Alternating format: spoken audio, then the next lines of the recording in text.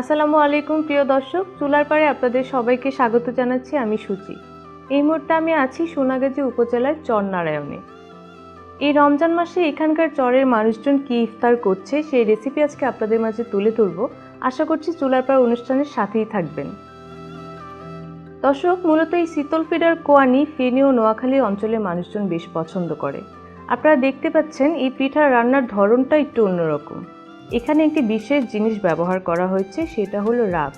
খেজুরের রসকে অনেকক্ষণ জাল দেওয়ার পর বানানো হয় এই রাব।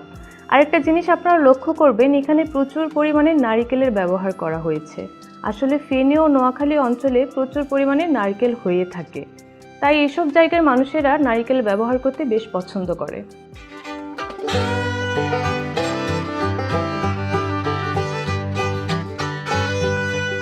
দাদি আসসালামু আলাইকুম। ওয়ালাইকুম সালাম। কেমন আছেন? ভালো আছি।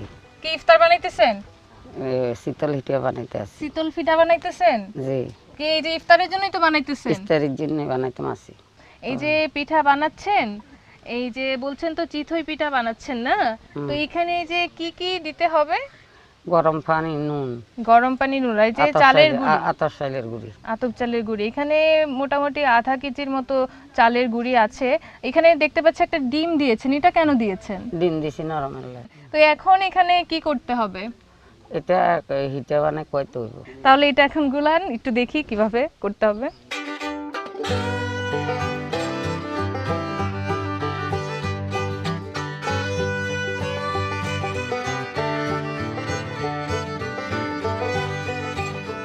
কতক্ষণ লাগবে হতে? কতক্ষণ লাগবে না, বেশিক্ষণ না। এই যে এখানে আমি দেখতে পাচ্ছি আপনি একটা রস রেখেছেন, এটা দিয়ে কি করবেন? এটা দিয়ে এটা কোয়াইব। এটা কিসের রস? খাজুর গাছের রস। খেজুরের রস। এটা কি গরম পানিতে দিবেন? জি।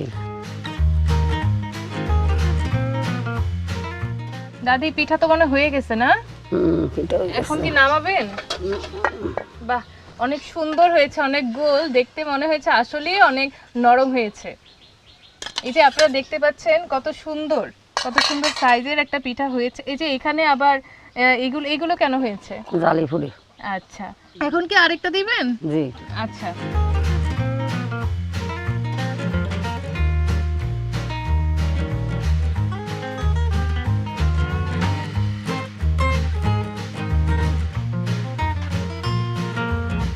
এখন আরেকটা ডিম দিছেন? তখন একটা দিছিলেন, এখন আরেকটা দিছেন? জি। দুইটা দিলে মানে একটু নরম বেশি হয় না? জি। আচ্ছা,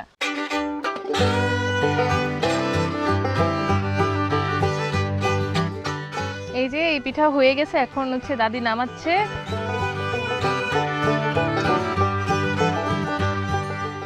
দাদি এখন এটা নামায় তো গরম পানি দিবেন না? আচ্ছা, আমি দিচ্ছি গরম পানিটা। আপনি তাহলে এটা নামান, আমি আপনার গরম পানিটা দিচ্ছি।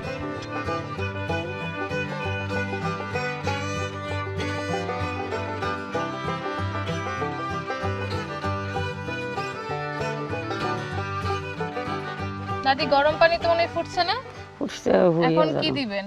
আবার লবণ না? লবণ দিব, নারকেল দিব। দিচ্ছি আপনাকে। নারকেল দিব, খাজুরের রস দিব। আচ্ছা, এই যে লবণ তাহলে দেন এখানে। লবণের পরে আর কি দিতে হবে? এখন রস এখনই দিয়ে দিবেন রস? জি। একটু খুলেন, আমি দিয়ে দিই।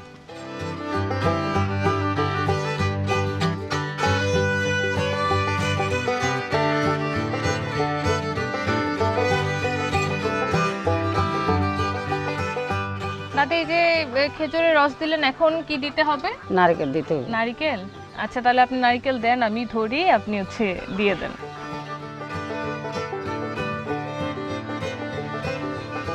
দর্শক দেখতে পাচ্ছেন দাদি হচ্ছে নারকেল দিচ্ছে। নারকেল মোটামুটি এই সবটাই লেগেছে এখানে। দাদি নারকেল দেওয়ার পর আর কতক্ষণ রাখতে হবে? সামান্য রাখে হিটা দিয়ে লেগে হবে।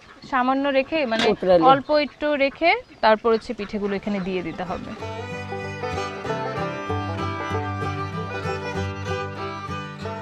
মানে এই যে নারকেলটা দেওয়ার পর মোটামুটি একটা জাল হলেই এই পিঠেগুলো দিয়ে দিতে হবে।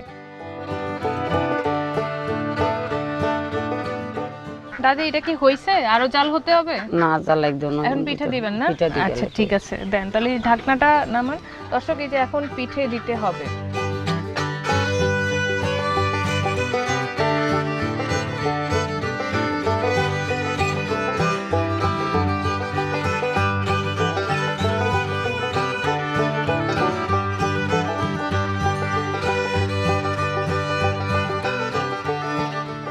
দাদি এই পিঠা তো হইছে না, এখন তো নামাবেন।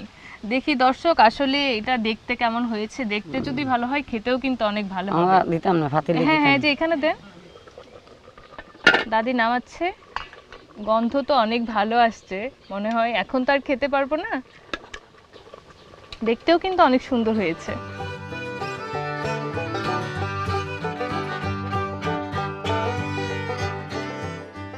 আসলে পিঠে হচ্ছে নরম থাকার কারণে একটু ভেঙে গেছে, কিন্তু গ্রান কিন্তু অনেক ভালোই আসছে।